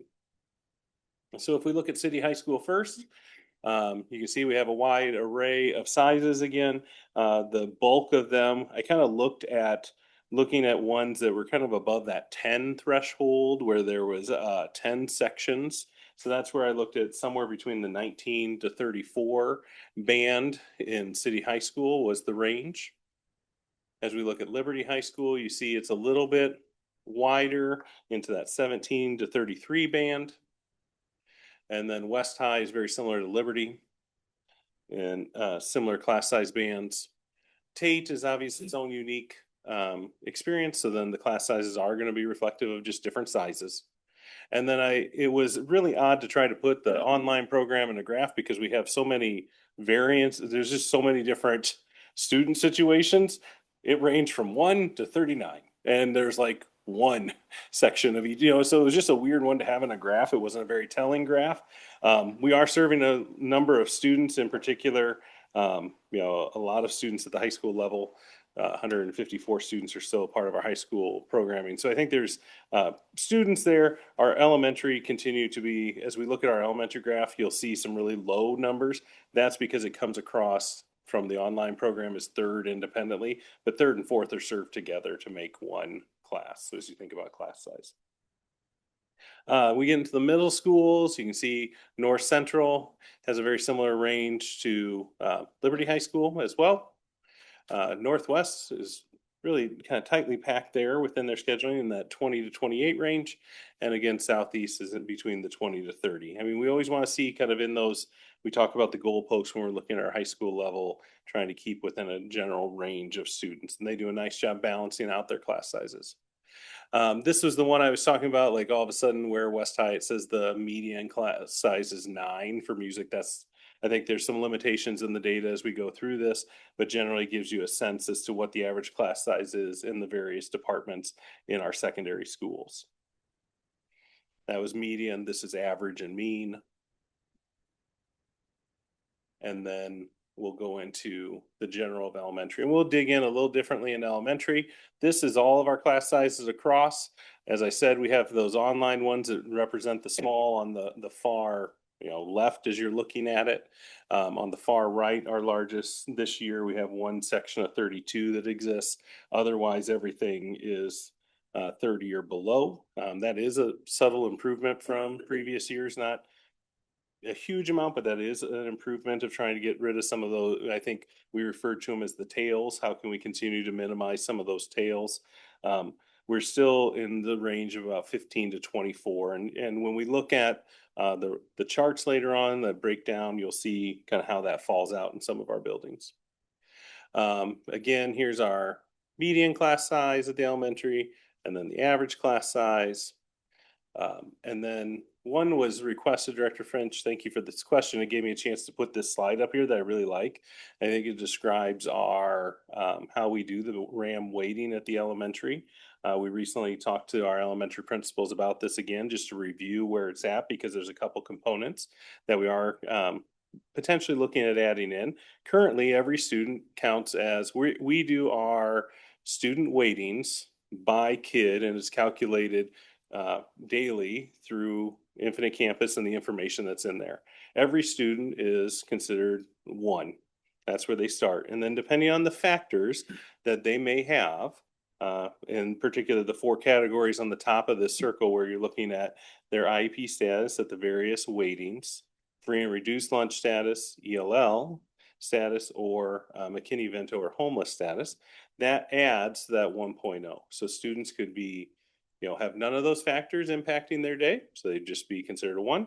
You could have a wide array. You could have all of them, and maybe then they would be 3. What we do then with that is we look at the average weight per student in our elementary schools. That's how we're determining some of the need. And then we couple that with the total of kind of all these weightings per students, because one thing that we have to take in consideration is just the number in some cases. So we want to account for the size of the building, but also the average need. We put those together to help determine our various levels. So when we look at these next few slides, you'll see we have 4 schools that'll be listed first. Those are the ones where those factors are the highest. Then it kind of moves into a larger middle chunk, and then there's a smaller group at the end that have the kind of the least impact of those factors.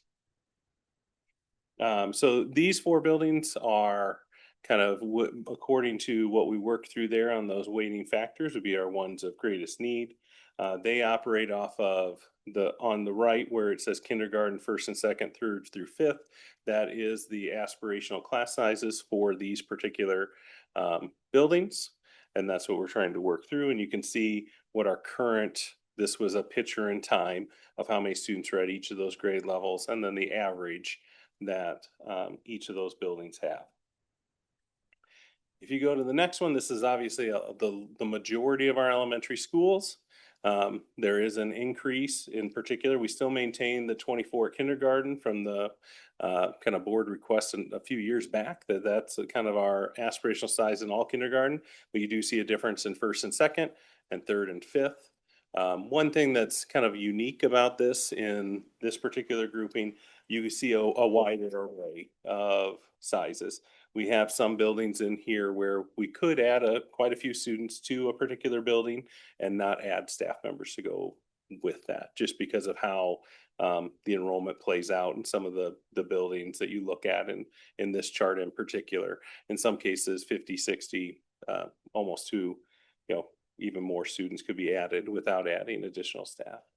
And then our last category is are these particular buildings that have the least amount of the factors that we put in. Their kindergarten number does tick up a little bit, and then we go into 1st and 2nd and 3rd and 5th being a little bit higher. So all this was pulled from, and you can see I put the class size data from 13026. So that's when those pieces were pulled related to the RAM. And that kind of covers the enrollment report. If there's any questions, I'd also invite Liza Proctor or Lucas Potacek to answer some of these, as they obviously are part of this work as well. I just get to go through the slides with you all. Great, thank you. Nick or Eliza, do we have anything to comment in terms of the academic outcome for students as a result of our RAM categorization? Yeah. So we actually just had our winter benchmarking that closed on Friday. And so we continue to review that data. There are just a lot of factors that are included in individual student performance, but we do look at that data and determine whether or not our class sizes are impacting. It's hard to quantify that, honestly, because we don't know what it would look like if the class size was different with the same demographic within the classroom.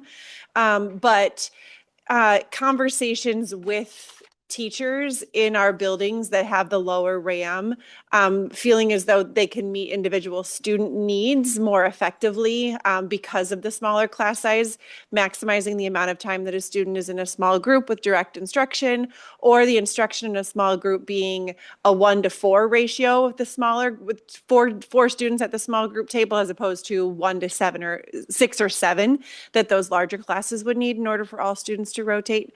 So we do look at that. Our teachers do feel like it is making a significant impact. I don't know what their academic achievement would be if they were in a larger class given that same group, just because it doesn't happen.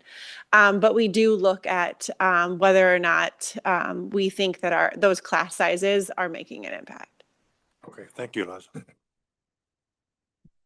I had a question about the elementary staffing, and mostly because I think some people in the community might look at some of these tables and wonder, well, why was this class split into two? It was already within our parameters. So I'm talking about some of these RAM 3 elementaries and maybe one of the RAM 2 elementaries where as the number as one class was within the parameter, but it was still divided into two. And maybe that's because there were more students at the beginning of the year, yes, and those have left. Yes. So I wanted to ask you just some clarity around that issue. Yeah. Okay. Yes, that Director Finch, that is exactly the answer. As you know, that this data was pulled, as Nick indicates there, at the end of January, that we do just have natural attrition, students that leave because of moving. For one example, actually in one of the RAM ones, I was looking at my own daughter. I think we usually do that. And I just knew there were 3 kids just in the course of this year that have moved from her grade level, that if we were to have restaffed today, they would have been right at the top of that that aspirational goal. Makes sense. People come and go. Yep. And then another kind of more global question, just looking at some of these elementary numbers and then thinking back to the financial oversight meeting that we had in January, where we were looking at general fund expenditure in our buildings. I guess I'm having a hard time kind of reconciling some of these numbers and the data that we were told. And probably some of it is because it was not weighted enrollment was not factored in that report in January, whereas weighted enrollment is obviously with RAM. It's you're giving me a confused look. So we had a presentation about general fund expenditure per building, looking at efficiencies in buildings, and I see some buildings here that also appear to be not very efficient. However, they didn't really rank as high as another. Do you know what I mean? Yeah. I don't want to be naming schools or anything like that. So I guess what I just want, I think it would be irresponsible for me to not question, given some of the things that we've been talking about tonight. So I feel like I need to question that data. And so if that data comes back to us, I would request that we look at weighted enrollment factored in. Okay. I think one thing I'd want to double check with Kurt Pratt about, all the numbers. Was that just general fund expenditures when you did that? So I just wanted to double check that. So that would be one of the things. So Okay. Yep, we can look at that. All right. Thank you. Mhm. I was going Oh. to say the weighted enrollment. So Okay. did see the same. Do we have any demographic information about the 173 students that we no longer have in our district? How many of them are elementary school, special ed, free and reduced lunch, high school, secondary? I don't have it readily available. I think it's one of those things that we could generally look at. I think there's certain trends we know exist. One thing that is just kind of a factor for us is our 12th grade groups are larger than our incoming kindergarten groups. So that's going to be a factor as we play through this, but I don't think we have maybe the specifics that you're talking about there, Director Malone. Okay. Anything else? Right. Thank you. Next up is our quarterly financial report. And that will come from Director Pratt. I don't know, Superintendent Degner, did you want to say anything?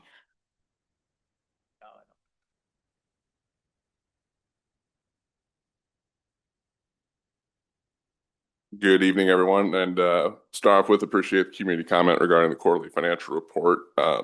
Certainly want to acknowledge that and understand we have some work to do ahead of us, so don't think that we don't think that by any means. And certainly we pointed out, we added a disclaimer on the front page basically stating, these are unaudited numbers and there's a couple factors that will affect that and change that as it moves forward. So you'll see that moving forward. And then we also added sources of information. As I don't know if we have any math teachers in the audience or former math teachers, but I always remember being told, show my work as we were moving through that. And so we'll have to do a better job moving forward of showing what our sources are and having information to back that up. I mean, that's going to be something we have to do moving forward. So appreciate everybody's understanding as we move through that. Moving on to our, combined statement of receipts and disbursements on our cash basis. This again just is attempting to show an overall picture of how our budgeted receipts are going compared to our receipts to date, what the percentages are, the same for disbursements and disbursements, budgeted disbursements and our disbursements. Any questions on that specific slide as we move forward here? So then moving on to our revenue by month, you can see in comparison to, I apologize, that's hard to see. In comparison to this period last year, our revenues are down approximately $2 million. And I think we've started to uncover some of those reasons why.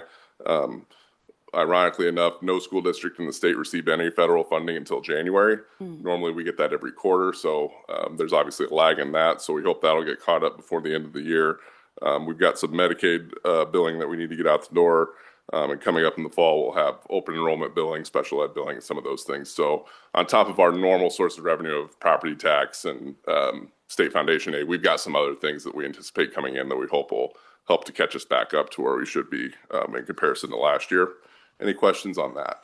The delay in federal payments, I seem to recall that Iowa was the first state to take the Department of Education up on the block grant funding model. Is it as a result of like that, or? And I guess where I'm going is it going to be a new timing moving forward permanently with these payments, or is this like a administration thing? Like White House administration? The best hypothesis I can give you is the first quarter payments would have been done right around the shutdown time. And so we don't know if maybe there was just a backlog on there and that didn't get caught up. The block grants you're referring to, that's a next year thing that we're still under the old system for this year. And Superintendent Dagger, correct me if I'm wrong, that we'll see that change coming in fiscal year 27.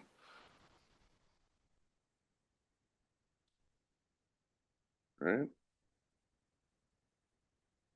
Moving on to our expenditures by month, you can see from December of last year, we're up over 4 million, which tracks with some of our previous discussions that you all have had tonight and certainly at the board table. So we'll obviously keep an eye on that as we move forward here. Any questions on anything on that?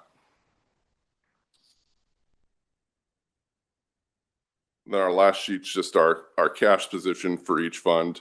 For Q2, all those data points came directly from our bank statements coming at the end of December. And so that's as best a reflection of the cash and investments we have on hand for that time.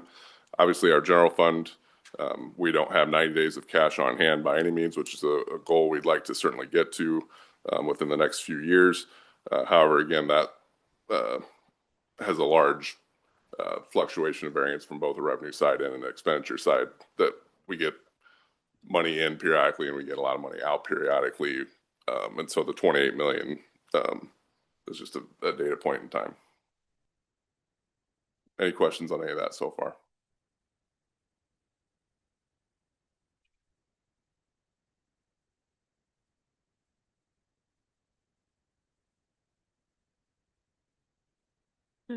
Questions? Yeah. Are there questions? Comparing the quarter one insurance fund, I know it drops from 17 million to $800,000 in this. This is kind of one of the concerns that's been asked. first we know 10.4 is the CD, but what happened to the other, what is it, 4 to 7, or I have down 4 million, but maybe I meant 7 million? Sure. Yep. So Okay. part of that is maybe some money that's lagging in the general fund that needs to be transferred over to the health insurance fund on a regular basis. But in total, we are seeing claims outpace our revenues on that. So that's something we'll have to address moving forward.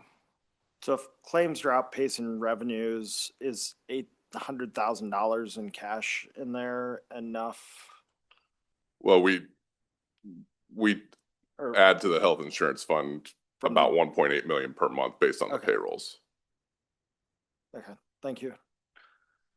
And then I guess my last question is, can we make sure that we keep in the last page of the documents that show the maximum authorized budget, expenditures and unspent balance in the future? Sure. I know it was missing from this report, and I get pretty antsy when I don't get to look at that. Yep, certainly.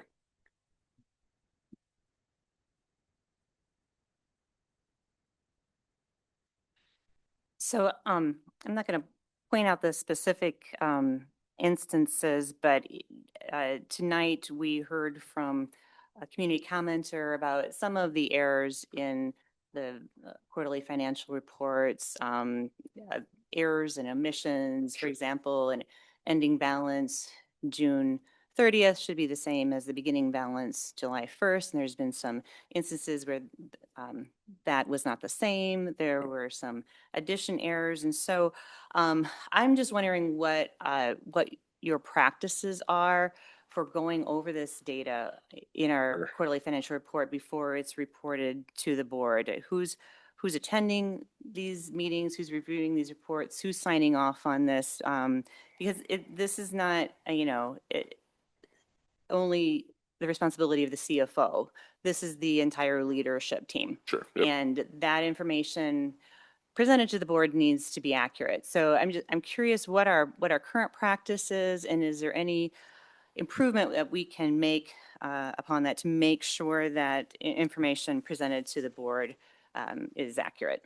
Yeah, I mean, obviously there's definitely improvements we can make to that process going forward so the whole team has a better picture of it. I review certain parts of the report with Director Moran and get his guidance on whether something has some concerns or accuracy or not.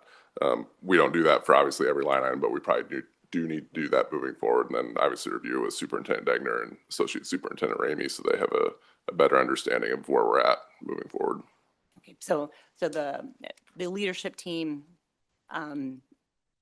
the chain of command is all looking at this and signing off on this before you present to the board. Is that correct?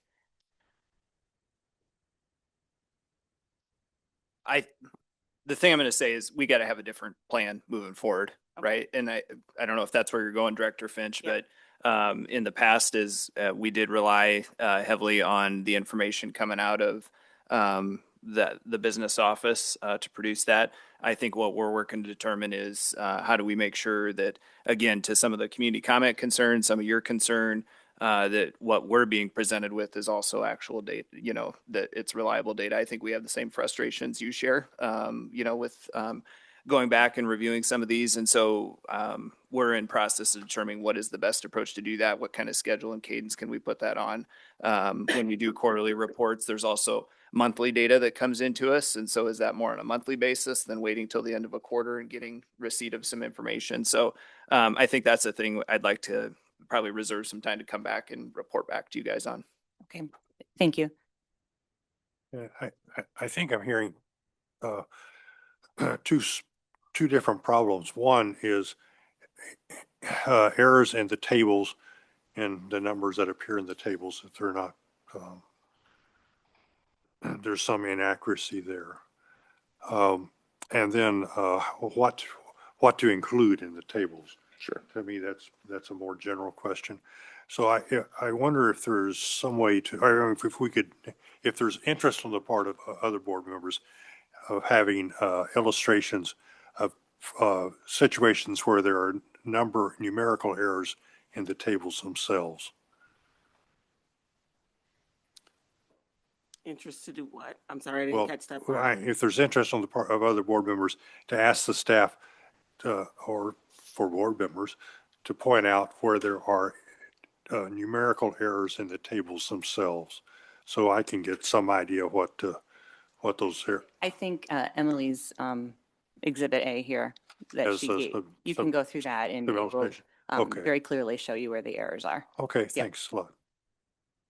I just want to make a quick comment that when we had the opportunity to meet a couple weeks ago, that was very helpful and I appreciate that. And you shared with me at that time a table that has some data in it that's not in the quarterly report.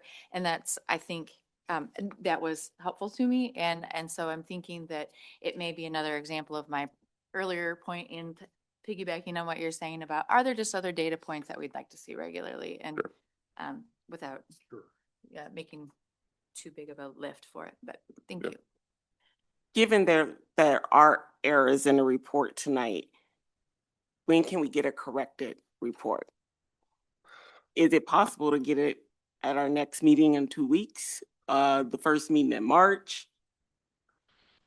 So I would say the caution I have in that, just being fully transparent, is when you look at the second page, which I'll scroll to here. When you look at our balance as of 7/1/2025, that being finalized is dependent on us finishing our audits. That once we get through all of those, then, once we get through our FY25 audit, that number becomes solidified. And so not to say that we anticipate significant swings in that necessarily, but if that's our starting point for what this specific slide is going to show, that's going to be when that number is going to be finalized. When the audit is finalized? Correct. Okay. So, go ahead. Well, I was just going to say, in the past, we had a different format in how the quarterly financial report was delivered as well. And so I guess I'm wondering if there'd be a good opportunity for us to follow up in a conversation about, the different elements of the quarterly financial report, compare that to the quarterly financial reports of the past, and make sure that we first have consensus on what we want in the quarterly financial report, what are the data sources that are informing the data that is in the quarterly financial report, and having some consistency on that. So we have maybe just all share a baseline understanding of what's feeding into that, what are the elements we think are important, and then when are those data pieces expected to be updated, just from a starting point about those. Because I don't know that we've really spent much time in thinking about, even Director Horn-Fraser is new. That might just be a level set for us to do. I would really appreciate that, like as a work session meeting, to just really get in there with, and if whatever you could give us a few days in advance so that we can come ready for the discussion would be really helpful. I'm going to nitpick at one in particular, and it's not to do a gotcha. It's more of a question that I know the way sometimes these Excel spreadsheets feed into other spreadsheets and make answers for you. And like the Q1 total, it shows 23.9 million, and it's, I believe, even I added up, and it's around 20.5 million for Q1 cash totals by quarter. So does that feed into the table that then helps us make our projections? You're talking about the sheet that we didn't have before. There was no direct correlation between those two. So it's not one of those things where I put in a number on this sheet and then it changes. Correct. Okay. Totally separate documents. Thank you. Anything else from directors? All right, thank you. Next up is our action items. First one is the 500 policies related to students. Were there any comments or questions? If not, is there a motion? Motion to approve. Second. Okay. Board Secretary Covum, ready to vote? Online voting is open.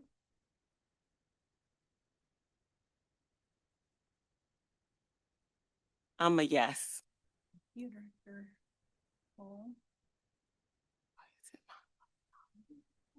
Yes, I am. I couldn't see stuff if I wasn't. All votes have been cast and the motion carries with all directors voting in favor. Thank you. Next up is our policy primer. Is there any Additional comments or questions? Hearing none, is there a motion? Motion to approve. Second. Board Secretary Coven, ready to vote? Online voting is open. There. Oh, no, I'm done.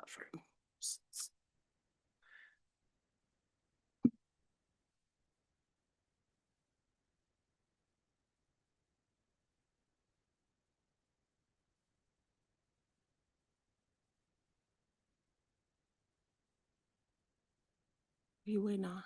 Director Lingo, I didn't get yours. Not showing up. Oh, A yes vote. thank you. Director Eastham, how would you like to vote? Vote yes. I voted electronically. Come on now. Okay. All votes have been cast and the motion carries with all directors voting in favor. Thank you. That takes us to our legislative updates. Our upcoming forums are listed. Superintendent Degner, I don't know if you wanted to add anything regarding some of the bills that are being considered. Yeah, I just lost my place on my document here, but I was trying to highlight the advocacy actions this week from the UEN. Of course, they talk about adequate school funding, talking about how the 2% that's recommended from the governor falls short of inflation, the 1.75 they talk about with the Senate's even worse. And so we're hopeful that we see a higher number than those. And so that's a recommended advocacy action. As well as on property tax relief, just staying engaged and updated with the different proposals that are happening with that. We know there's a potential impact point to our SAVE funds, and I think there's been a pretty active advocacy effort I've heard from legislators. I believe I've sent you guys the tool that you can click on the district and figure out the actual amount of lost dollars, and so I've made sure that they're also in receipt of that, and so that they can see it. They talk about quality preschool and teacher shortages. I think that's been an interesting one, as you've seen different statistics go around with teacher shortages. Looking at that, I've seen somebody put out that 99% of them are filled, and there's just a lot of them that don't get posted or taken down. And so I think that's a conversation point we'd want to continue with legislators too, to understand the need and what our applicant pools look like in those different roles. So those seem to continue to be the two largest issues. I did have sent to me today that there was a new dress code policy that was introduced in the House as well today. So multiple things that could still have impact points for us. We could probably spend the next hour talking about the list of bills, but I think the two largest ones we want to continue to stay involved on are SSA and, of course, property tax reform. Thank you. Director Horn Fraser. Yeah, I just wanted to sort of extend what Superintendent Degner was just talking about and connect it to the involvement we've had here today. I know that we've talked a little bit about the potential of a resolution that other school boards have passed about urging the governor and the legislature to fully fund public schools and ideally phase out ESAs. I also know that there are more and less effective ways to get messages across. We have a really informed and engaged community here with us tonight. We have a community in the Iowa City area that very much cares about our district, but also I am certain finds the current environment overwhelming. And what we have spent so much time talking about tonight is the financial health and sustainability of our district. And there are other very important issues at play, but we are unable to really do anything about them without a solid financial basis. So my question to the board is there an interest in pursuing a resolution, or is there some other way to communicate about this issue to help give people more, our broader community more talking points, more sort of ammunition at their fingertips about why it's so important to advocate for fully funding public education and the potential harmful impact of not doing that. As Director Lingo talked about, the future, the kids and the kids of the kids. And so that could take the form of some kind of collective op-ed that is distributed across the region, the state. I'm just inquiring whether there's interest among my fellow directors to take any action like that at this time. I would certainly be interested, Jennifer, and I really commend you for pursuing this with us. I think it's absolutely proper to point out that the legislature has a primary responsibility for maintaining and continuing a viable public educational system in this state. And we have our responsibilities, which I think we will pursue well and to a good conclusion. But the legislature has to do its part as well. I agree with Charlie, and thank you for spearheading this, Jennifer. It's really good. We have some really big tasks ahead of us, but I think it's really important to also remember that school finances and what the legislature does sets the table for everything that we do. And so why we have a lot of focus elsewhere right now, I agree with you that we can't forget that and that advocacy piece that we as board members. So I'm definitely interested in working on that as well. I am also very interested. I like both your ideas that you talked about. I think we need to continue that advocacy. I know Director Horn-Frazier and I have talked about it, where I'm supportive in whatever the majority lands on.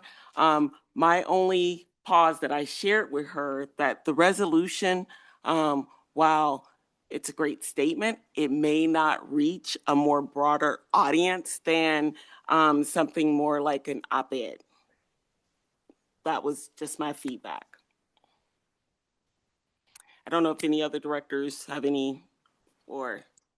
Well, I think that's a good idea, a good point, Ruthina. Both the resolution and putting it into some kind of a public statement. Okay. Publication would be great too. All right. Great. Work on that and get back to you. Great. Thank you. Anything else there that directors want to share? Okay. That takes us to our director liaison reports. I don't know if directors wanted to highlight anything that they took part in this past month. Director Horn-Frazier. Make it quick. I just wanted to say that I had the opportunity to visit here during a Pathways. Now I'm afraid I'm going to get the name Purpose. Pathway to Purpose. I know it's 2 P's. Anyway, I was here on the day that Southeast Middle School students were here, and I just wanted to share what that is because it's a pretty new program, and and the students were organized into, I think it was 8 areas where they were looking at potential career pathways and the coursework that is connected to those. And there were teachers from City High in this case and students from those classes to share their experiences in those areas. And then there were also community representatives from different businesses related to those areas. And it was a really wonderful opportunity. First of all, I remember as a kid that age, asking the question about like, why do we have to do this? Well, this is an illustration of why it might be important to you, because this is a pathway to a potential future. And I just saw a bunch of engaged students and having a chance to really imagine things that they hadn't maybe imagined before. And I thought that was absolutely wonderful. And I also wanted to just give a shout out to middle school teachers because my career started in junior high. It wasn't middle school then. And I loved it. I haven't been in that classroom for a long time. And I was sitting there thinking, wow, God bless these people for doing this job. Because it's a lot. And I just wanted to extend my thanks to the team that put together that program, and then all the teachers who care for our kids. Any other highlights from other directors? Lingo? I just want to thank the principals that I was able to visit their elementary schools at, and I was able to hit one of the middle schools this week, or not this week, but over the past month. I've just really appreciated getting out and visiting the buildings. Another event that's not on there that I meant to put was I have a tiny theologian. It's what I like to call her, my oldest, and went to the World Hijab Day and spent some time learning about Islam and different cultures, and she just loves it. And they got to take home some scarves, and they were pretty pumped to have those scarves at home. So, thank you. Great. Anything else from directors? All right, that takes us to agenda setting for our upcoming meetings. One that's not listed is the meeting next Tuesday. I don't have that date in front of me, I'm sorry. The 17th, where we will be talking more about our budget, correct? Yeah, what we would Or target financial primarily on the 17th would be about the cash flow concern and potential strategies on the short term and long term. Obviously, with the March payroll happening mid-March, there we'll be suggesting some action for you on the 24th so that we can make those commitments. I would say, just kind of as you think about it, tonight we talked a lot about data. Kurt had also shared that, our payroll data and our banking statements seem to obviously give us the most confidence right now. Alan's worked really diligently on a cash flow model that would be part of this conversation. He's turned around these same type of statements to potential lenders, to our finance attorneys. And so if there's additional data or things that you can think about, of course, not just for this conversation, but moving on, certainly want to have that conversation with you. But those would be some of the things we talk about on the 17th, whether you guys want to refer to it as financial oversight committee meeting again or a work session. I think either one would work to potentially do at 5 if we would target that for the 17th. All right. And then that takes us to our regularly meeting date, which is the 24th. We will start with policy and governance. That will be at 5:30. And they will cover the 600 policies that focus on the education program. At 6 o'clock will be our regular meeting, where we again will also talk about our cash flow, correct? I think Deputy Superintendent Ramey mentioned that we would go over in more detail. Not the cash flow piece, more looking forward at FY27 and some of the adjustments. Yep. Okay. And on here, it looks like high reliability schools update. Is that still? Yeah, that was a recurring one. Might not be the most relevant point of conversation to take right now. So just to your question there, President Malone, on the 17th, again, we would talk to you about options, strategies that you're potentially more comfortable with, less comfortable with, potential action for that cash flow need on the 24th for the short-term March issue. And then the piece that Chase was talking about was some initial ideas for the larger reductions heading into next year. One thing we didn't kind of circle back to or have much time on there was just some of those impact points for yet this fiscal year as we try to hold costs. I know we talked about that in generality, but some of those we will be moving on relatively quickly. And so I just want you guys to be aware of that in some of those other categories that Kurt walked. That he talked through about those different examples in those object codes. So that's kind of a sidebar, but those would be the two finance things there on the 24th. Okay. What's the plan rollout of discussion on the cuts through? Is it the 24th and then the 10th, or are we having another meeting, or what? I mean, they're going to come regardless. So it's. I think that's something I want some ongoing feedback from you guys on about what you think is, what's sensitive to the time, what kind of timeline you need for some additional feedback, the time we need to get feedback and generate ideas from you. But we wanted to put some initial thoughts in front of you on the 24th. Ideally, we could start making decisions on those at the next meeting in March, but that could feel really rushed too from that standpoint. But there may be some items on there that are also timely to start moving on at that point. So I think that should be part of our conversation on the 24th, or something you guys can start thinking about now is when you'd be comfortable with taking some action on those potential reductions and ones that you might tell us you want to come back and have some more information on. Does that make sense, Director Lingman? Yeah, I just really would like to have at least one more meeting in there if we're doing it on the 10th. Yeah. Especially because the next week's spring break, and then like the 3rd, maybe, I don't know what people. well, Come between the 24th and the Yeah. 10th, you're Mhm. talking, sure. Yeah. Yeah, we can certainly do that. I agree with you. Anything else from directors? Thank you. Hearing none, is there, oh, nope, sorry. Also on the 24th, we will have a closed session immediately following our regular meeting. So just to point that out. And anything else from directors? Hearing none, is there a motion for adjournment? So moved. Second. All those in favor? Aye. Meeting is adjourned. Thank you. Closed session. Have a good night.